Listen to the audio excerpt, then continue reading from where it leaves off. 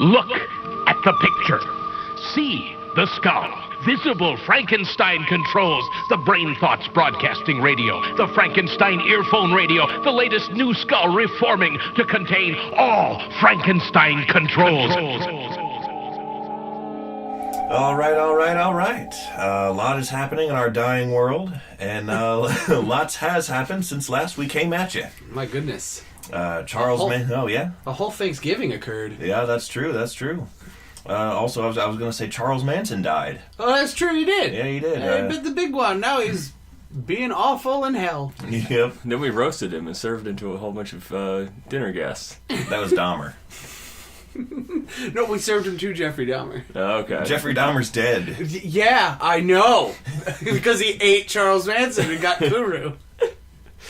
No, he ate Charles Manson's poison glands and died. It's like a fugu fish. Fugu Manson. Now, if you improperly prepare Charles Manson, and only a few chefs know how to do it right, it's extremely deadly. No, what I was going to say was, now, we here at Frankenstein Control certainly don't want to do anything to spread misinformation. Oh, and no. we definitely don't want to contribute anything to the legacy of a monster like him. But I did hear an interesting rumor. Would you guys be interested? Sure. I heard, just a few places that I've heard that a corrections officer assigned to Manson's bedside detail in the hospital may have surreptitiously cast Soul Trap on him right as the end was near. I don't know what he got from the essence of Charles Manson, but they say he reported into work the next day with his work pants enchanted with a huge buff to charisma and one-handed weapons. Now, I've heard it said that it fortified speechcraft but diminished musical aptitude. That's another thing I've heard. What do you guys think of that? I think that's why didn't he turn it into pants? He did turn it into pants. No, like pants, like the British way. Underpants. Oh. That's what they call underpants. I always forget that, despite the amount of British TV I watch. Well, anyhow, speaking of killing people, we have to move on to tonight's sponsors. Oh! They were very generous, by the way, so they more than earned their deluxe promo I'm about to do for them. Oh, man! I am a little concerned they may be doing what Audi does when they advertise on Crunchyroll, though, and, advertising their product in a medium where the target audience is woefully absent. People watching free-ass Gundam Wing ain't got new Audi money, I know that's for sure. Zex Marquise might be able to afford an Audi. Yeah, that's true. Frankenstein Control is brought to you tonight by Mr. Rainsford's VIP Safari Adventures. Match wits with the most dangerous game. Are you a tech company director who feels like the boardroom Shark Tank has lost its teeth? An oil magnate looking to take out any leftover frustration from when those pesky water protectors tried to block your pipeline? Or how about just a rich asshole who wants to make something die because you can? Well, the glorious sport of trophy hunting was glamorous in the 1920s, but over the generations, its increasing accessibility to the moderately wealthy, instead of just the obscenely so, has somewhat tarnished the brand. Oh. Why, even a low-rent dentist could shoot a beloved popular lion. That's why we here at Mr. Rainsford's have re-engineered the game from the ground up to bring you a world-class experience exclusively for select clientele. In place of the endangered beasts of yesteryear, lesser trophy hunters themselves who are embarked upon big game hunts of their own shall instead become your quarry. But how does it work? It's your safari. You're here to relax and have fun. Let us do all the work for you. Our comprehensive deep web database cross-references the most up-to-date information on the region of your hunt and examines the most common currently issued firearms and ammunition types used by all security, military, or paramilitary forces in the area. This information is then contrasted with any historical and extant regional conflicts to generate for you a recommended ammunition type and caliber, so you can bag your game with maximum plausible deniability. Choose our Platinum Executioner package to have our Master Armorers craft a custom-tooled rifle, yours to keep, to your exacting specifications.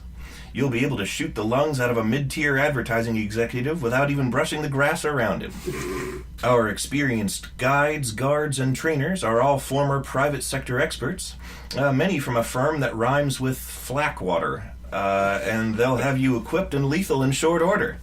But don't take our word for it. Just listen to this testimonial from a recent and very satisfied customer who was not, I repeat, who was not Elon Musk. My guides and attendants saw to my every need. I sip top-shelf, triple-distilled vodka martinis in the fully furnished and air-conditioned luxury of the provided RV while we track my chosen quarry, a financial advisor trying to kill giraffes nearby. We found him using his own Find My iPhone app. When it was time, my team sped me through the bush on an ATV to a kill site my guides had scouted and prepared for me earlier that day. Oh. Once there, my spotter easily located our prey with his binoculars while I got into position. I used a beautiful, custom-tooled Dragunov with a mahogany stock and hand-loaded explosive ammunition to take the top of his cranium off at 600 yards, showering his screaming mistress in warm bits of his prefrontal cortex. Oh my god. And then it was back to the RV for a first-class Kobe steak dinner and a private Skype concert by Lin-Manuel Miranda. From start to finish, I only spent about 18 minutes outside. That was a glowing review from that person who was not Elon Musk. I don't think I'll ever be able to enjoy one of their safaris myself. But if you've got the class and the cash and are so inclined, I bet you'd be in for an experience that would make all others gradually pale by comparison. Until the next hunt. Oh! All right, my compatriots, we can start the show. Well, I for one, will be saving my pennies so that I can achieve an accessible hunt and be killed by not Elon Musk. That's the low bar, Taylor. You gotta aim higher than that. You're right. I need to kill Elon Musk. No, I think Elon Musk truly would be the most dangerous game. He probably has like a fucking electric Gundam. He probably does. He just has a robot exoskeleton. He probably just has he has the actual Iron Man suit. Yeah. You get all the way into his house, you sneak past Any Hope security, you have like a bunch of rifles and scary guns, and you're just in his driveway, and he accidentally backs over you in a regular Tesla. He has an army of self-driving cars to chase you down and run you over. They're all set to kill. They'll run you like Zardoff's hounds. Oh, welcome all to the hound fest that is Frankenstein Control. I'm an obese English sheepdog, Taylor Russell. To my left is Ada. I'm one of those little shivering chihuahuas that live in a woman's purse and will bite you the second you touch me. Oh, but you're so cute. Mm-hmm. You can't resist touching me until I bite you and give you rabies despite not actually having rabies myself. Mm. I'm like the typhoid Mary of rabies. You scratch your ass and then handles people's food, and then everybody's supposed to feel sorry for you. That, oh, it's horrible. She was carrying a disease she didn't know she was carrying. Yeah, it doesn't help the fact that you're fucking like digging up in there. Everyone did that. Yeah, I know. That was the style at the time. Dig up your ass. It was the style. Mm-hmm. Your cook doesn't dig up her ass before cooking her food? And speaking of digging in asses, right in front of me is B-Rye. I'm B-Rye. Hey everybody, look for my new upcoming project where I will video blog my reviews of different supermarket store brand SpaghettiOs and other pasta for children. I occasionally get angry and drunk while I do it. Today's co-sponsor of Frankenstein Control is brought to you by PFC. That's pasta for children. Ask your Surgeon General about the health risks of PFC today. I'm C. Everett Koop, and store brand SpaghettiOs are A-OK. You heard it here first, folks. Pasta for children is A-OK, and A stands for atrociously avoid this, okay? It's all hyphenated. Mm-hmm. All one word. So you guys, fucking Thanksgiving happened. Mm-hmm. While we were away, not recording. What'd y'all do? Any amusing anecdotes? Anybody burn themselves? Let's see. I don't think I burned myself or hurt myself. We had remarkably few injuries this year. That's good. Knowing the household you were at, that's astonishing. That's a personal best. No turkeys got flipped. No tarts got dropped. Oh, the tart drop. Oh, yes. Let's talk about that a second. Oh, no. I want this. My poor brother-in-law was trying to make room in the fridge, and my beautiful fiancée, Lissa, had just made a beautiful birthday tart that I helped to make. For who? I think it was her. It was for her. Yeah, I think it was for her for birthday. all of us. It was for all of us. She brought it over here and we had some. It was really good. I remembered it was for her. This just increases the tragedy. I wanted to bring it up. And she didn't even get a piece. That's the thing. She let all of us go first.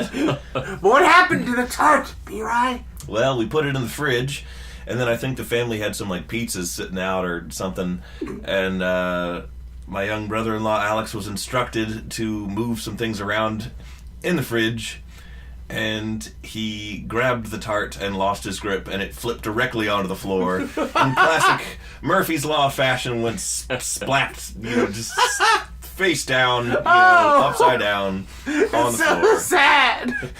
And Lissa just shut down. She didn't scream. She didn't yell. She didn't cry. She just she got a haunted 1,000-yard stare like a Guadalcanal Marine. Who had to clean up the tart, right? Alex had to clean up the tart. Well, he began to clean up the tart, and I think this is mostly just due to the suddenness of everyone being upset, and then him being given an order, and then it also being late at night, but he grabbed a broom. To clean up a goopy, fruity tart. Yes. I could just... What I'm so amused by is just imagining this completely tart-clogged broom is just crystallized into a solid mace of sugar. I was just gonna say, you see the broom approaching it, and then the very next thing is cut to daylight the next day, the trash is out by the curb, and the tardy broom is sticking out of the trash.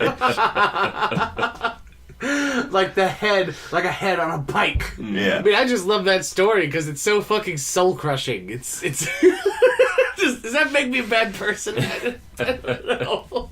I thought of a few other soul-crushing things while watching various things on TV. Whoa! How are you crushing souls today? Over the long holiday, we watched lots of TV, lots of movies, and just had a really good time. I really fucking needed it. Dude, yeah, me too. Such a welcome break. This break was just oh man, this is my reset button right now. This is what I needed. But I couldn't... You two are lucky. Oh, yeah. Oh. Well, I was working all of Thanksgiving. that is because of choices you made. Yeah, because I want money, and I ended up working 6 days in a row, which I've done before, so it's not the most torturous thing, but still. You go to get a fat paycheck, and then you get to laugh at us. Yeah, I'll just make it rain on all of you. Oh, how horrible! Our friend is spending money on us that she earned at a job. No, she's just gonna do that thing. Yeah, then make you pick it up and give it back to me. Yeah. And I'll count every dollar laboriously to make sure you didn't try to rip me off. Chase us with a whip if you find one missing. Mm-hmm. You're just gonna get the amount of money you made in pennies, fill them all into long socks, And just beat you all. Yes. Well, you're gonna attach them to all your extremities also, so you're just this flail monster. A flailing windmill of sock And since pennies. you run every day, you'll be the fastest and most enduring out of all of us, and so you just will, no matter how much we try and run from you. I'll always be able to catch We'll up. always fall victim. Speaking of whip monsters, I actually learned about a new kind of horrible implement today, or weapon, while I was researching The Most Dangerous Game, the classical story, for reasons. Yeah, for reasons. For reasons. I read it multiple times over the course of my life, just not within the last 10 years. Yeah. And I like the breakfast version of that story. Toast Dangerous Game.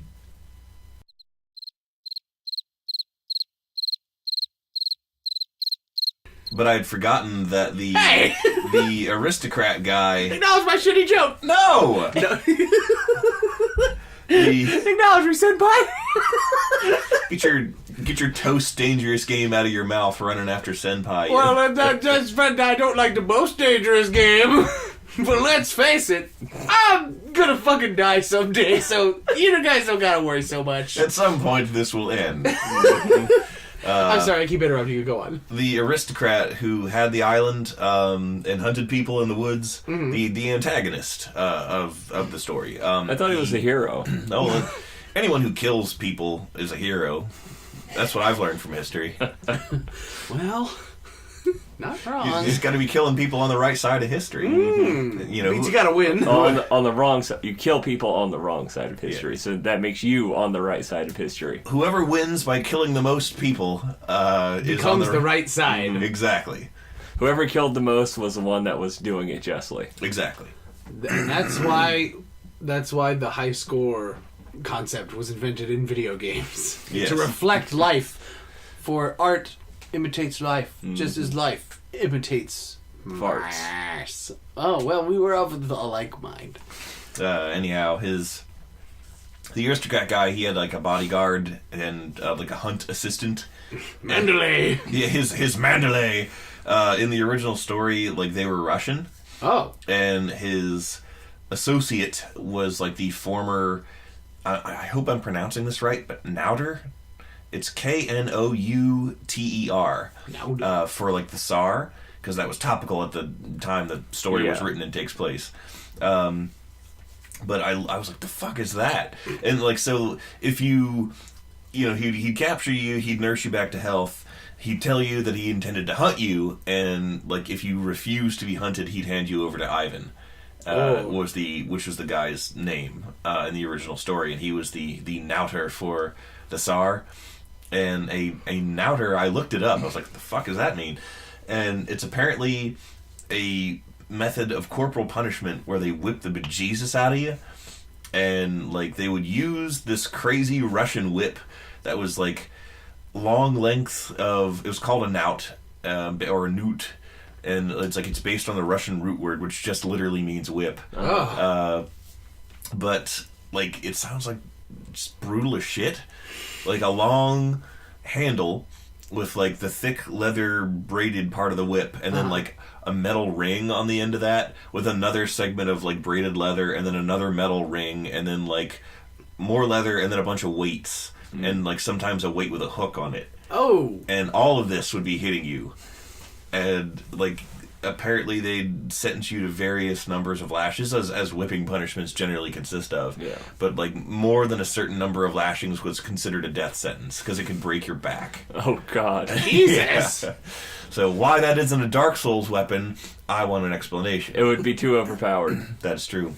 And if they gave it to a boss, you'd be disappointed at the fact that you can't use it. Yeah. Or, well, like, you'd get it and it wouldn't do proportionate damage to the boss, and it'd just be really frustrating and stupid. Yeah. Why isn't my Knouter being a death sentence to you, Smoff Orstein? Why aren't you dying in one hit? Yeah, those are questions. These are the questions of our times. Questions like, did Flynn Rider go to hell for the 30 seconds he was dead at the end of Tangled, and why does he never talk about it? Wait, what? What? Oh, okay. Sorry. That took me a minute to dredge up. He died, didn't he? Yes, he did. He was like, ah! He starts the movie with the line, "This is the story of how I died." Oh. So then, since he's alive at the end, this is basically just some bragging bar story that he's like, this is a story of how I died. Mm-hmm. Listen up. Fucking gather around. Buy me a drink, will you? I'm going to tell you the story of how I bit the big one and met Satan. It just turns into Cuphead. Yeah, Cuphead takes place entirely within that 30 seconds of him being dead. He splits into two mug-faced assholes who like to shoot fireballs out of their fingers and play in the hard game. Mm-hmm. Inexplicably. I've seen a lot of that game. I haven't played it, but I've seen a lot of it, and it's like fucking incredible. Yeah. Just like it looks so nuts, man. Like, good on them. Good on the crew of Cuphead for doing what so few people do, which is make a good game that's neat. Mm-hmm. I like how like a lot of purists when it came out were like, you know, if you're gonna get Cuphead, what you should really do is like get a black and white TV or like tune your TV so that it's in black and white and like play that. Like that's how you should really play it if you're really gonna play this Cuphead game. Like that's the way to do it. And then like in the context of the actual game when you're playing it, there are things that are color coordinated that you need color to be able to do and see. Like, do these people not realize that color cartoons existed way before like any other color media? No, because they're stupid. Yeah, I guess. Or just hipsters. Like the color palette itself of the game is very much of the time where like that's what Technicolor was. Yeah, like Technicolor. Those weird faded kind of colors that they had. Cell painting and film capturing. It's the time when Joseph and the Amazing Technicolor Dreamcoat. It's a little different, I think. You know what? For literally the title is all I know about that production. I know nothing about what that actually is. No, neither do I. I vaguely remember the story from a time when I was made to pay attention to the Bible more than 20 years ago. So it's a religious story? It is. It's a adaptation of one. So like it's very 70s. Oh. Very was it like a soft kooky, reboot of Christ?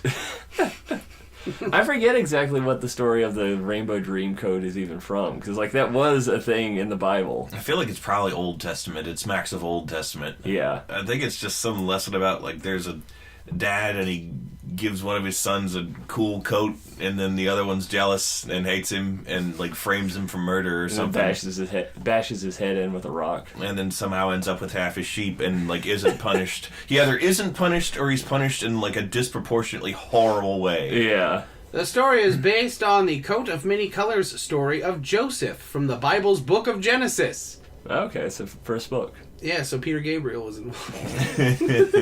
But only for a little bit. He killed Cain with a sledgehammer. Oh, shit! Play a MIDI version. Oh, what a gaff, what a laugh, what a goof, what a gif. I remembered another story from the Bible. Like a really, like again, the last time I was made to pay attention to the Bible was like 23 years ago. And so I vaguely remembered the story, and then like just to amuse myself, I tried to see if I could remember more of it. But I remembered some story about some dude who went to some city, as dudes often did in Bible stories. And the Lord said, "Some dude must go to some city, and there seeketh he." And dude saith, "Yeah, city, all right." Yep. But he hung out with some chick and her kid. And then, like, I don't remember. This sounds like the story of Lot. It might have been. So this is the story of Trent Lott. Not Trent Lott, but he might be old enough to qualify. It might have been. But, no, isn't Lott the dude who, like, his wife turned into a salt shaker or some shit? Oh, wait. Salt shaker? Now, hold on a minute. You and I know that one. That's Sodom and Gomorrah. You look behind him, and then the lady be turned into a pillar of salt. Mm-hmm. Sodom and Gomorrah guard. Hold on. Anyhow, the story that I'm thinking of, like, I don't remember if the guy is God, or if he's a prophet, or if he's somebody who's empowered by God, as people often are in myths. And he asks the lady to like make him some bread because he's hungry, and she doesn't have any ingredients, and he's like, check again, and they have the ingredients for the bread, and like I think there's like several stuff that they need, and she's like, we don't have that, and he's like, check again, and like it's there, and it's still kind of a dick move because he could have just summoned the bread. Instead, he still like wants her to make it for him, and that's shitty. Okay, I did some research. Lot is, you were right, Sodom and Gomorrah. His wife turned into salt, and then later his daughters got him wasted, and they're like, fuck us, Dad, we want kids. Because Bible. Because of the Bible. Wholesome. Yep. Emphasis on whole. I like the part in the Bible where Samson killed 1,000 people with the jawbone of an ass. Yep. Yo mama's ass. Your mama's so fat, her ass got a jawbone.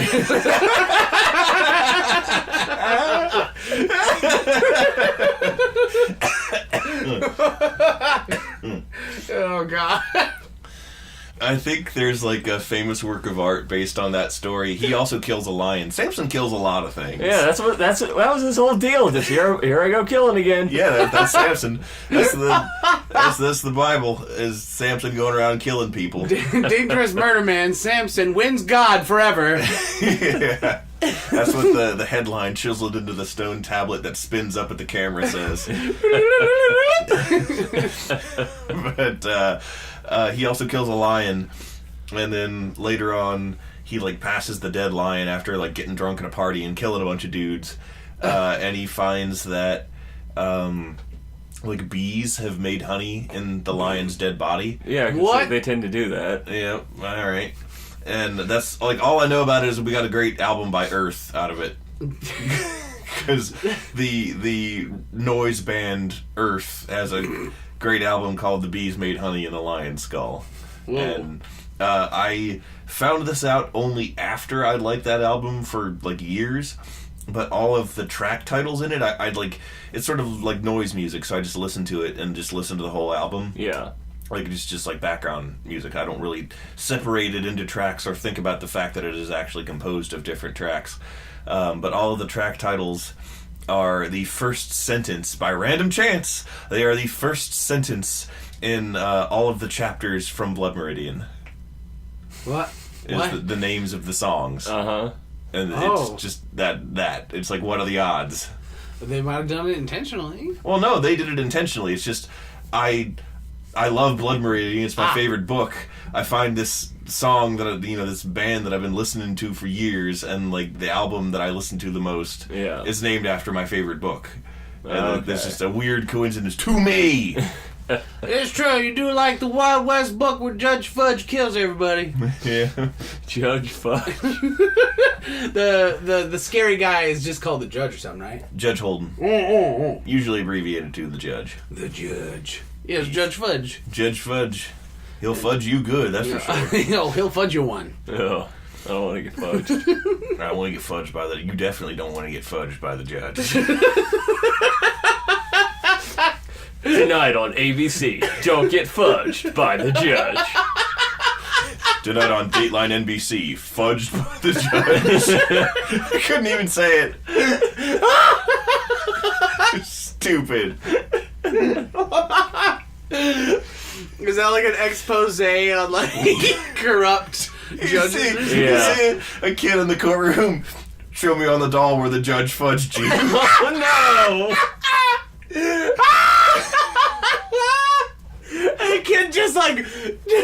The kid just like gestures to the whole doll, and the judge, like the camera pans over, the judge is like, oh, like he's all shifty eyed and shit. He's like, he's like sweaty. He's the judge in the case that he's being prosecuted in. Oh, I like that. That's a good scene right there. Mm-hmm. Imagining Judge Holden being scared of anything is hard to do, because... How about you be Judge Holden getting scared of getting caught for fudging? Just getting caught for anything. It's especially bad because it strongly implies that he rapes and murders children. Whoa! Okay, don't get fudged by that particular judge. Oh yeah, that joke becomes a little... Hence the obvious direness in my voice when I earlier said you don't want to get fudged by the judge. Yeah, you certainly do not want to get fudged by this judge. Don't get fudged by the judge. Don't do it. Kids at home, if there's a judge in your town, call the fucking judge. Oh no! They'll re-rule the land! What are we gonna do? If all the judges be fudging, how are we gonna send them to jail? We're just gonna have to get fudged. That's it. We can fudge ourselves, and then he can't fudge us. Oh, I think shit. This is the most time... It's like chickenpox. Once you get fudged, you can't get fudged again. Once you get fudged, you can't get judged. is the dumbest conversation we've ever had. And that's saying something. I think it's the highest number of times the word fudge has been said in this quadrant of the country. Yeah. It's quadrant of the fucking galaxy, In rapid succession within the last decade. Well, unless we have to disbar Fudge World as... then maybe they might have said that more. Fudge World. Fudged by the Judge should be the title of this episode. Sunday school gets fudged by the judge.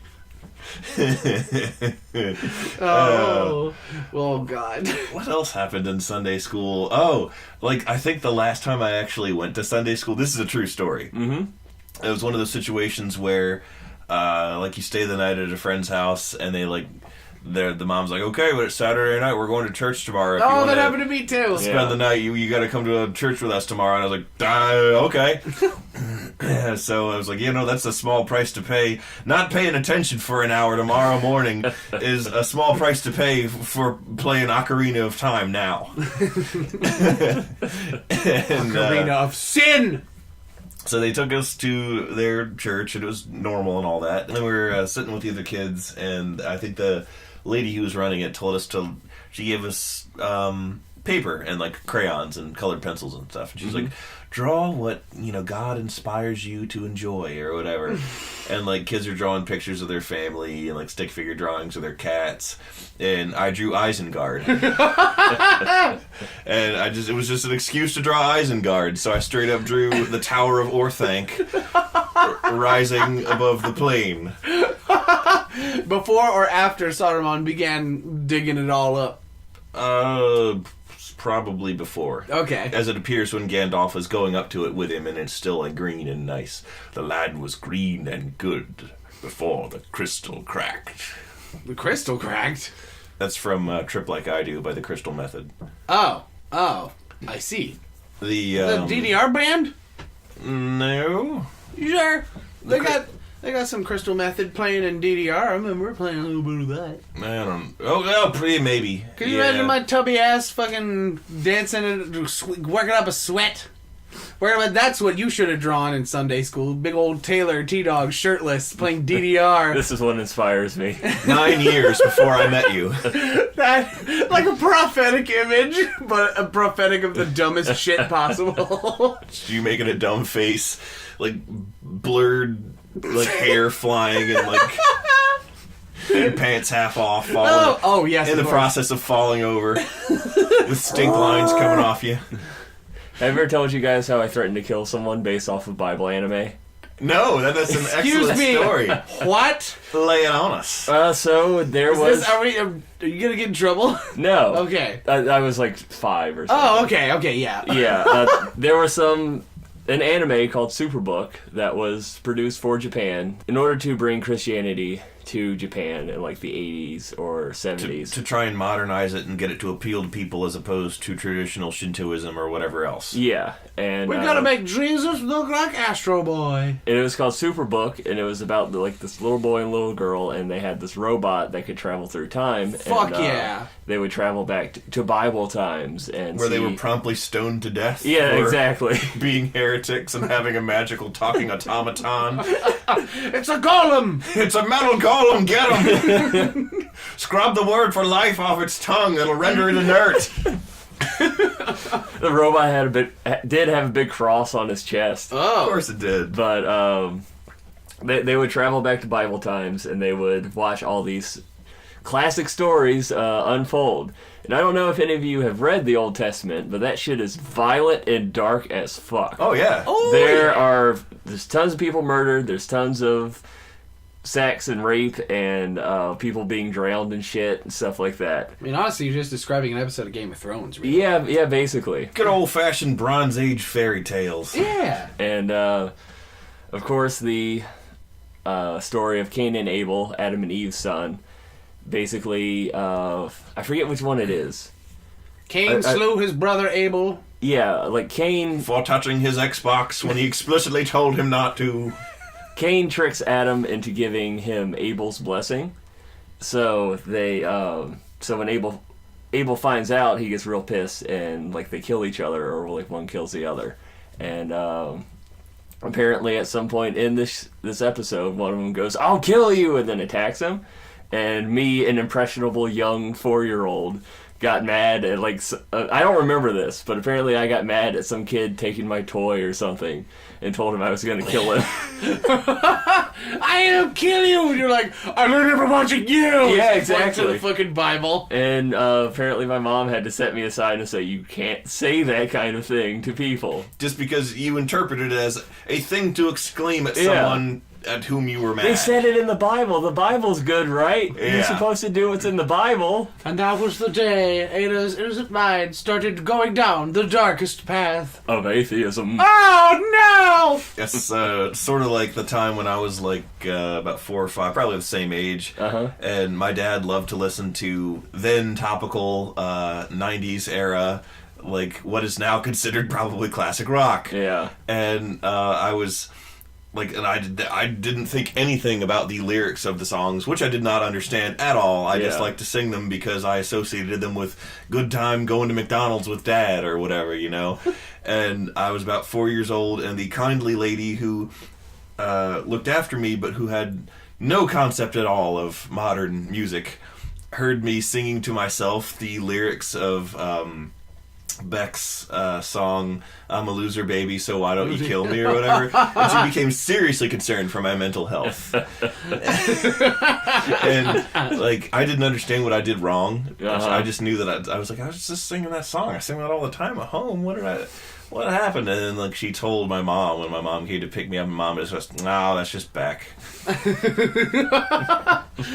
Beck! And she like looks in the rearview mirror and he's in the back seat. He's like, "I'm sorry, Mrs. Paris. I didn't mean to." Oh, bazooty. What? It's just one of those weird made up Beck words he likes to say. Really? Yes. Wow, what? It's even... He makes up Dr. Seuss ass words? Oh yeah, he's always done that. I didn't know that. A staple of a Beck song. I need to listen to more Zippity Zoppity Beck. His name is a made up Dr. Seuss word. That's true. That's why in the episode of Futurama, yeah, where he like at one point he like tells Bender, "Look it up in the Bectionary," and the Bectionary says something like from some word that starts with A to bazooty. The rhyming Bectionary. Oh, Beckelston. When I was a kid and that episode came on, I was like 13, and you know, I was like, I get that. That is a joke I understand, and I think it's funny, and I like Beck. I still like Beck. He's cool. And Beck likes you, Beck. Just don't let him fudge you. Only Beck can save you from being fudged by the judge. In the epic standoff between Beck and Judge Fudge, who will emerge the victor, and who will say, "I'll kill you," to their schoolmate and have to blame the Bible? On that note, if I could have an audiobook of Blood Meridian that's read and narrated by Beck, that'd be pretty great. Beck, get on it! Yeah, that'll certainly pass the Bechdel test! Stupid. You got one judge talking to another. It's the same judge. And he's probably saying murdery things. Mm-hmm. I've mentioned that book enough that I should actually describe it. Yeah. Yes. Blood Meridian is a book by Cormac McCarthy. It is my favorite book. It is what happens when a gang of guys try to play the real Old West as if it were Red Dead Redemption Online. Just going around throwing dynamite at each other? Knives and having fist fights on top of windmills and attracting a hive of bears yeah, around their cabin. Riding around on women that believe they're cougars. Yeah, all of these things and more happen in Blood Meridian. Now, Blood Meridian is a book about the Glanton Gang, which were a bunch of criminals and outlaws and sociopaths, many of whom would be probably thought of today as serial killers, who profit off the genocidal ideology of frontier times shortly following the Mexican-American War. Goodness. In the 1840s. And they basically go around scalping Indians, Native Americans. At the time, there were certain warlike bands of Native Americans who did actually, like, have armed conflicts with expanding white settlers. And a lot of times following, one of those attacks, which are usually in reprisal for something that was done to them first. Yes. They, like, the town where it happened, or, the whatever army fort nearby would, like, post a reward, basically, like, for bounty hunters, saying if you turned in Native American scalps of that tribe, that would be your proof that you'd gone after the doers of those evil deeds, and you'd be compensated for it. Opportunistic psychopaths knew that you can't tell the difference between one dead person's scalp once it's off their head and anyone else's. Yeah. So the Glanton Gang is a bunch of guys who basically ride around the Old West and just randomly murder whoever they come across. For literally no reason. Whoa. For increasingly less and less reasons as the book goes on. And they lose track of why they're doing it themselves. They kill, like, white villagers. They just randomly murder whoever crosses their path. And these are the protagonists of the book. The movers and the shakers of the story at hand are these psychopaths. Who's the bad guy? It's the judge. The judge is the... Judge Fudge? Judge Fudge. Judge Fudge. Judge, in parentheses, the Fudge, Holden. Yeah. Is a seemingly supernatural man who is sort of a leading figure in the gang. This guy named Glanton, who's just like a kind of a general... I think he was a real dude. But he's just sort of your standard fare... gun shooting outlaw type gruff dude. He's rootin' and or tootin'. Yeah, he's a real bad hombre, and he's the leader of the band of people. And his right hand man is Judge Fudge, who is You got me. who is I want to write a really accurate book report for a college level English class. English class. But refer to him exclusively as Judge Fudge. Be like, your choice to call Holden Judge Fudge is an interesting one. Brian, what was that about?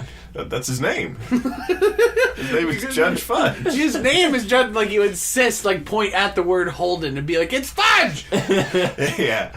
HOLDEN. Fudge!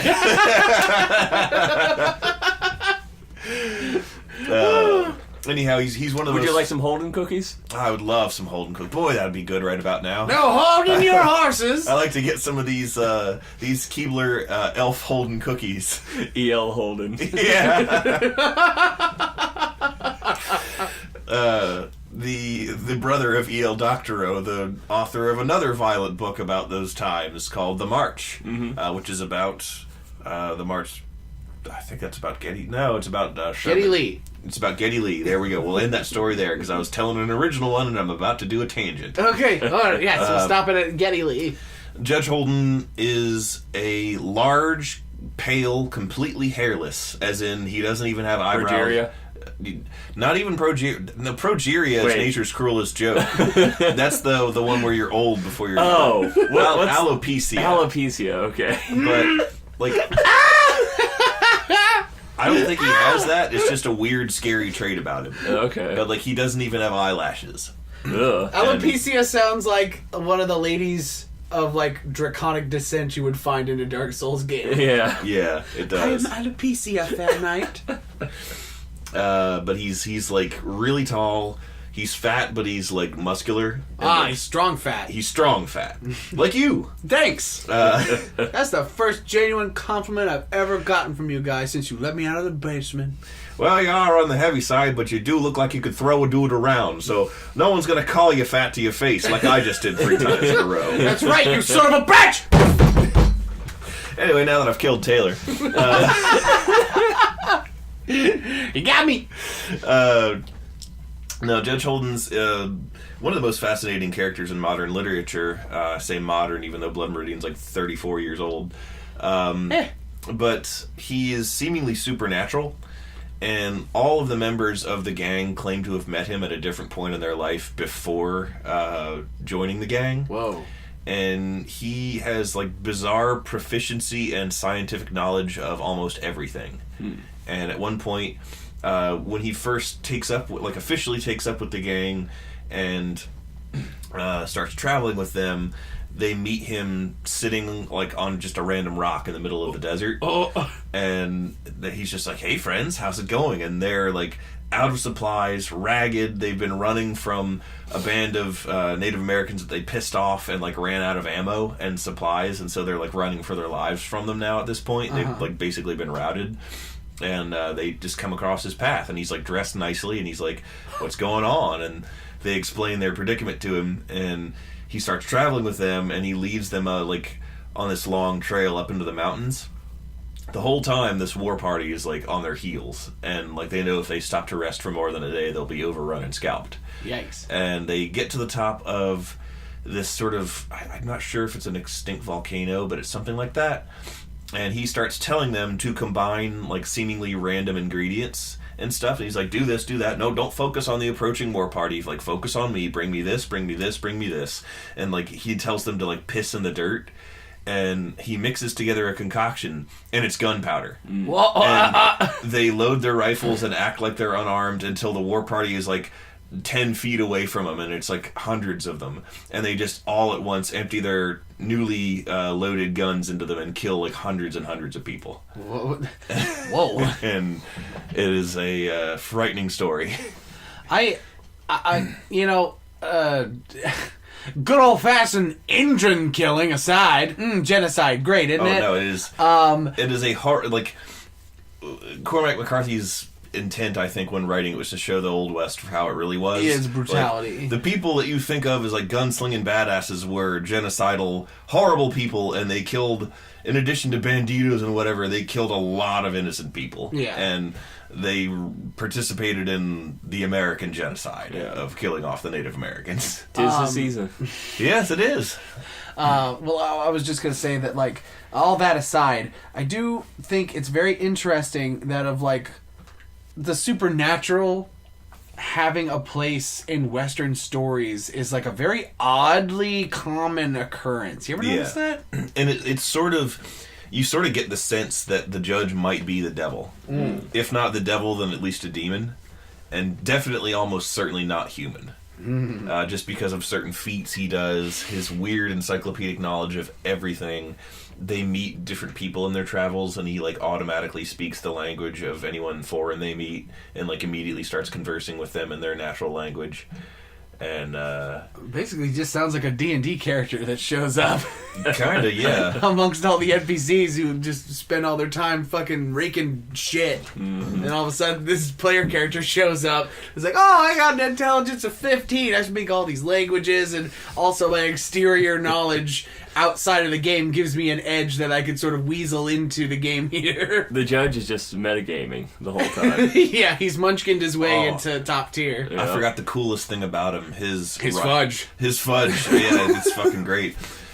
His rifle has etched in Latin down the barrel, et in Arcadia ego, which means even in paradise I exist. Whoa. Meaning, like, even in paradise, death and killing and war exists. Jesus Christ. This guy is fucking supernatural. God, he's a super Satan. Yep. The legendary Super Satan. Oh, yeah, he worships war too. That's his whole deal, is that he worships war in place of religion. The concept of war. The concept of war, and I think his best quote is something like, "Before man existed, war waited." The ultimate trade awaiting its ultimate practitioner, or something like that. Jesus Christ. That's war endures is like his whole thing. That's like horrifying shit, but also like that's actually kind of like really fucking badass. It is. Like, that's really fucking cool. Yeah. That's like cool on like an almost like Lovecraftian kind of, not the Lovecraft we talked about last episode, mind you, but it's just like an eldritch sort of way. Yep. Just granting this poignancy to a concept is really neat. That book has some of the best prose I've ever read in my life, and like it will have passages that almost bring me to tears. And nothing else does that, because I myself am an emotionless sociopath. I don't know, man. I saw you crying when you played Tony Hawk Pro's Cater. Well, that's because it hurt me in the field. But like it has a fantastic passage about... I actually have it memorized. I'll see if I can recite it without fucking it up. You're gonna fuck it up! Don't fuck it up, B-Ray! It's about cholera and dysentery and how it like plagues every army throughout history. Mm-hmm. And I think the passage is something like, "For the pale sutler who followed them drives unseen, and his lean horse and his lean cart left no track upon that ground or any ground. By 1,000 fires in the iron blue dusk he holds his commissary, and he's a wry and grinning tradesman, good to follow any campaign and hound men from their holes in just those whited regions where they've gone to hide from God."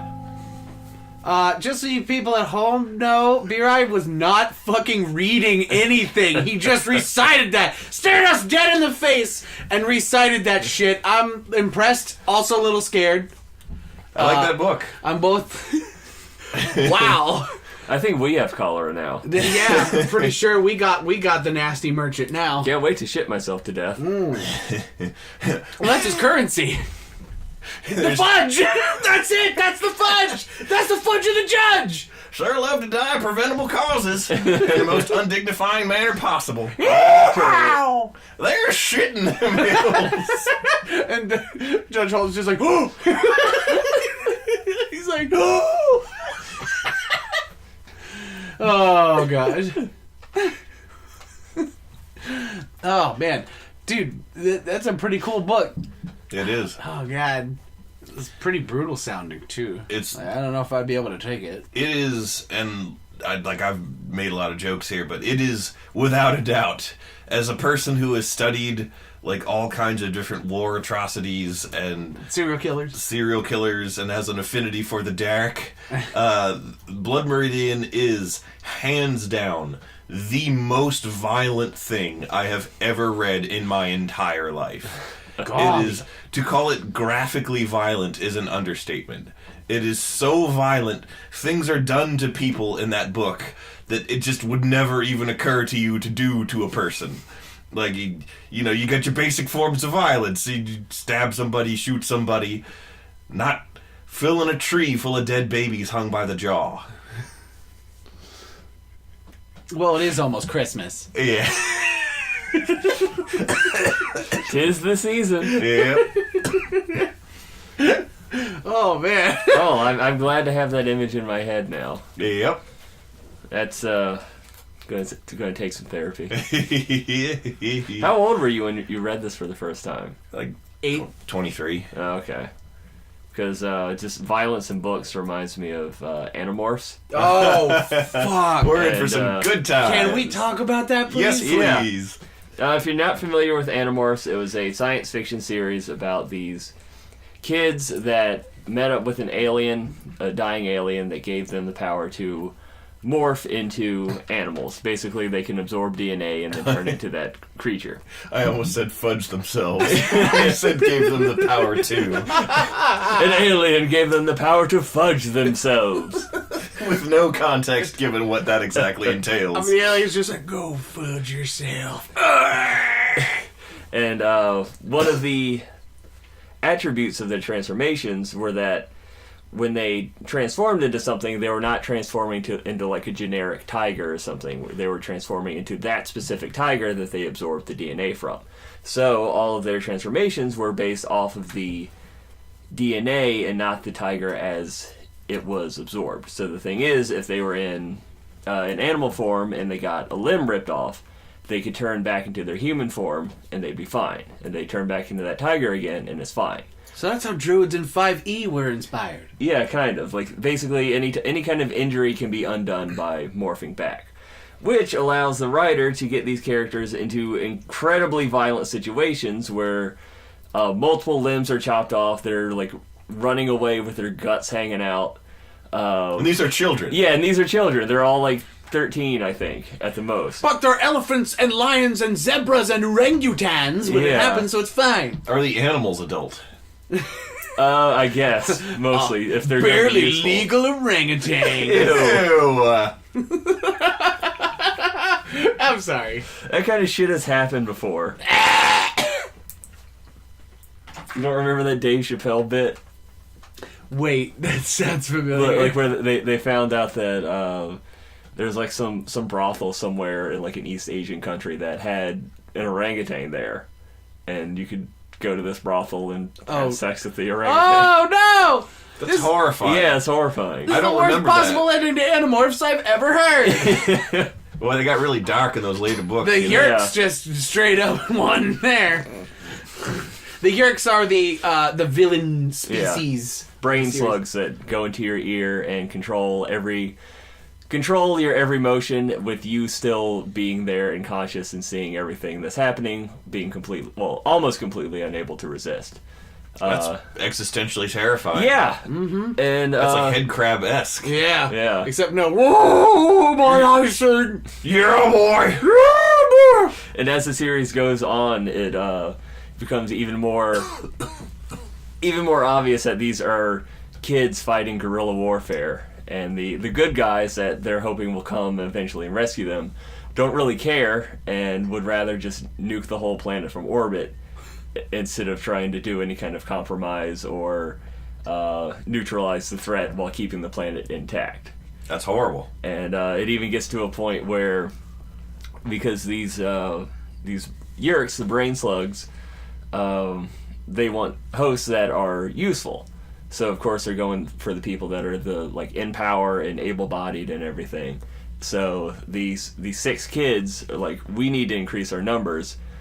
Who are the Yerks not going to go for at all? And they're like, disabled kids. And they end up actually going to like a children's hospital and getting kids that are that have like severe disabilities and give them the power to morph and say, hey, you can turn yourself into an animal and just stay like that and not be disabled anymore. Well, what do they do? Like, how do they fight with all these wheelchair-bound tigers and gorillas? They are. Oh, a tiger in a wheelchair. It's sad, but it's also so hysterical, because how would he fit in it? Yeah. Well, like it actually does heal some of the kids as well, because like if you were paralyzed because of an accident and then you morphed into something to morph back, that injury is not in your DNA, so you would be fine. Oh, so it sort of repairs them. That's cool. So like if some of these kids it actually helped, and like some of these kids are like, oh, I can actually communicate now instead of just being locked in my own mind. Instead of just having locked-in syndrome. Yeah, and like they're like, okay, some of you guys are healed now, but you guys got to fight in a war, and pretty much all of you are gonna die. It's pretty brutal and sad. There's even a bit where they accidentally recruit a kid. Like he happens to find it's like a cube basically that you touch, and then you get this power to morph. And this kid finds it, and they're like, can't just let him loose. We're not going to kill him. I guess he's part of the team now, but this kid's a huge asshole and is like trying to wrestle leadership and is just causing trouble and is going to get them captured or eventually killed. So they're like, we have to do something about him. The easiest solution is just to kill him, but of course the one of the characters is as pacifist as you can be in a story like this, and always wants to take the less violent option, which ends up being existentially horrible instead of just killing people. So their solution is to they don't take the DNA of a gun and then turn into one and then shoot him. DNA of a gun. Yeah, but they don't have the DNA of a bullet. Yeah, all right, well, there you go. But so their solution, you shoot him and like the bullet comes out, and then you only find out that you just shot your head at him and it kills you.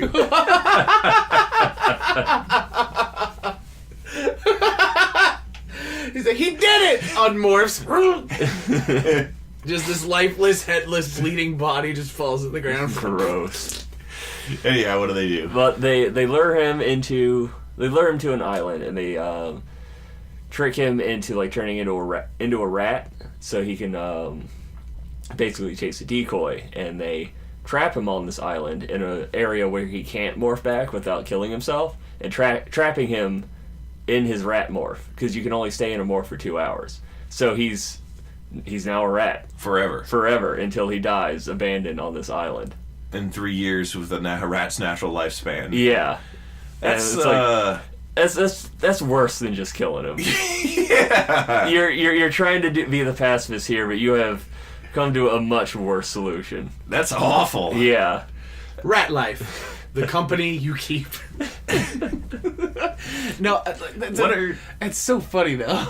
Like, I love when like pacifistic answers are way worse than just straight up murdering a person. Yeah. It's like how in The Jaunt, which I previously mentioned. Longer than you think, Dad. Yeah. There's that one guy who's on trial for murder because he pushed his wife into the jaunt so he could be with his mistress. And when he points out that, like, hey, you can't get me for murder because I didn't kill her, they're like, immediate death sentence because what he did to her was way worse than that. Yeah. What are the things in the Animorphs books that look like a centaur version of the Tick? That's the Andalites. Yeah, Andalites, they're the good guys, quote unquote. Yeah, that's a dying one at the beginning of the series was like, I'm a silly centaur. Here, kids, have my DNA goop. Touch my magic box and then pet animals and turn into them. Is this... Hey, Tobias, make sure you stay in the form of a hawk for more than 2 hours. Oh, here comes the time of my judgment. It's Judge Fudge! Oh, by the way, I'm your dad. What? Yeah. The Andalite? Yeah. Elfangor, the one that gives him the power, is Tobias's dad. Because he basically, throughout the background of this whole story, there are 2 entities: the Elemist and Cryak, I think, and Or Syriac? Syriac, something like that. It's been a while since I read them, but they are the closest things to a god or a Satan that exists in this universe, and they, instead of just randomly destroying and trying to rebuild societies in competition with each other, they are instead kind of competing to get the universe the way they want to be it, to either be peaceful or violent. And to do that, they allow each other to change very small parts of time and existence. And so originally, Elfangor had like landed on Earth and intentionally just become human, like he morphed into one and stayed one, and he ended up having a kid. And then the Elemist is like, hey, we need you to be an Andalite again, and if you do this, then everything is going to turn out a lot for the better overall, not so much for you. Yeah. And he's like, You okay? Okay. So, like, he gave him back his ability to morph and turned him into undid his being stuck as a... Turn him undead. He undid his... I know, I'm speaking ass. Yeah. So yeah, some time shenanigans are in place in this story. Question. Uh-huh. Was the box that or the cube, the glowing cube that this Andalite wanted all the kids to touch, was it actually in a plastic bag held suspiciously close to his crotch? Now that you mention it... He's like, kids, the only way to save the universe from the brain worms that you can't see is to grab this box. It's in my bag. Just grab for it. You will get some DNA on your hands.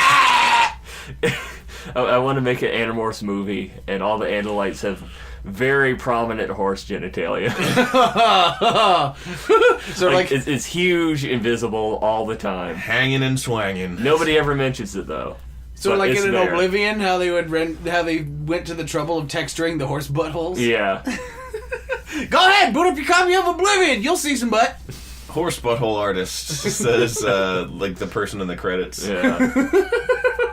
Horse. Wait a minute. The credits are rolling now. Let's see here. Texture artist, Ship Studios, main butthole texture artist, ate a ship! It was me! My God! It's all coming together! That explains how you made your millions! To fund this show! And why you live in squalor with us here in a puppet closet. My rent is low, so I can live forever off of my butthole money. And work at a gas station as a cover-up. I don't actually work there, I just go to a hotel and sleep. You fucking House of Sand and Faggot. Yeah. What's House of Sand and Fig? A depressing movie. Oh! I think it might be a Shyamalan movie. I think. Don't quote me on that. I'm definitely going to be quoted on that. It might be a Shyamalan movie. Anyhow, I think it's also based on a book. But there is a character in there who is like this dad, and he's one of the main characters, and he like lost one of his... Oh, no, he doesn't pretend to have a job. His deal is like he used to be very prominent in like... I think they're immigrants from like somewhere in the Middle East. Mm-hmm. And over there he was like a general and like really, really important. But over here he has no qualifications, so he actually has to work at a gas station to like make ends meet. But he doesn't want his family to see him that way, especially not his son. So he like leaves the house in his full dress uniform when he's like, I'm going to work. And then he like changes in a bathroom into his like, 7-Eleven uniform. Yeah. And then changes back into the suit when he comes home. Oh my god. Yeah. It's a real depressing movie. And everyone dies. Oh. Like you do. Why do they die?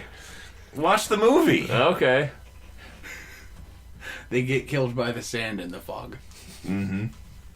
Oh, there's too much sand and too much fog. All the characters say in unison as they are all driving in unison and die. And crash into a house which explodes. Mm-hmm. And that's the house. That's the house and fog, sand and fog from the title. Oh, the sand and the fog and the houses. There's too many. I can't see. Help! Oh! Ah! Like this, everybody just starts spinning out in their cars / razor scooters independently and just hitting each other and thudding on each other's windshields. Very Final Destination meets Sharknado. This is very everybody dies, and then the culmination of the movie is just. The culmination of the movie is just fucking Judge Fudge shows up and says, "Yeah, that wasn't M. Night Shyamalan who directed the movie. It was Vidit Perlman. That'd be where I was wrong."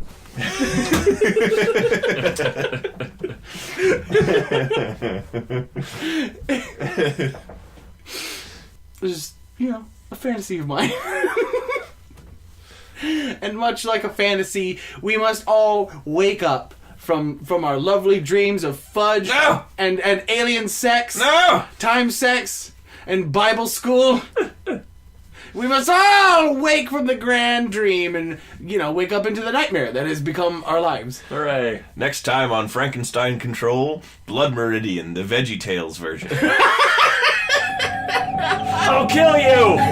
Now even you know I am a menace. I hand you the secrets to save the entire human race and the entire universe.